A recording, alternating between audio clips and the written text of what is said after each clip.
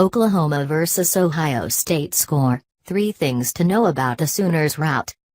Lincoln Riley's first game as a 34-year-old will go down as one of the finest coaching jobs of his young career. Oklahoma went into Columbus as a touchdown underdog to the Buckeyes and came out as a legit college football playoff and national title contender. Saturday night's 31-16 win was the most impressive victory we've seen so far this season. Baker Mayfield was limping around with apparent cramping issues in the first half but still leading long drives into Ohio State's territory, only to see those marches end with turnovers and a missed field goal. After halftime, everyone settled in and the Sooners' offense heated up, scoring 4 touchdowns on their 5 possessions of the second half. Mayfield finished the game 27 for 35, passing for 386 yards. 3 touchdowns and 0 interceptions, connecting with 9 different receivers. He's been the starting quarterback for Lincoln Riley since the head coach arrived as an offensive coordinator, and that productive combo has seen the loss of multiple key contributors only to reload each season and maintain its place as one of the top offenses in the country. Transfers and true freshmen were on the field with Mayfield as he kept Ohio State's defense on its heels all night. Formerly a Heisman Trophy finalist, Mayfield will be in the mix as the face of this team's run at a return to the college football playoff. There's a long 9-game Big 12 schedule to face and a new Big 12 title game, but right now it's hard to bet against Oklahoma with a quality win like this added to its resume. Here are 3 things to know about Oklahoma's win. 1.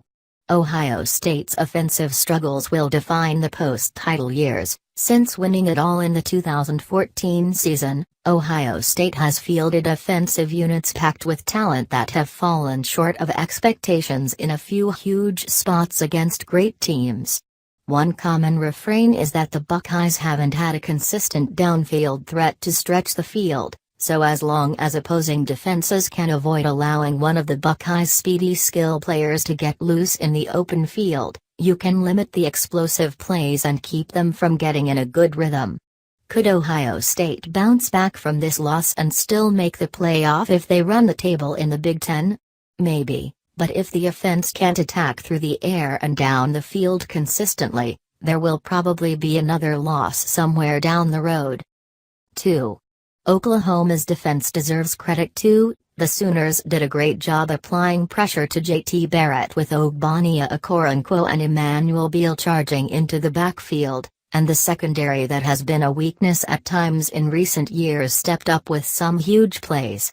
A step forward for that side of the ball is a huge advantage for the Sooners heading into Big 12 play, particularly with Mason Rudolph and Oklahoma State coming up in an earlier than usual edition of Bedlam, November 4th, in Stillwater. 3. Urban Meyer, back into the spotlight after a high-profile loss. Meyer was furious with his team's offensive performance in the first half, letting it be known during an interview with ESPN heading into the locker room. He hired Kevin Wilson in the offseason to address some of these lingering issues, and now the head coach who is so revered for his offensive creativity will be tasked with turning things around. Catch up with all the action from this game and the other major tilts in college football below.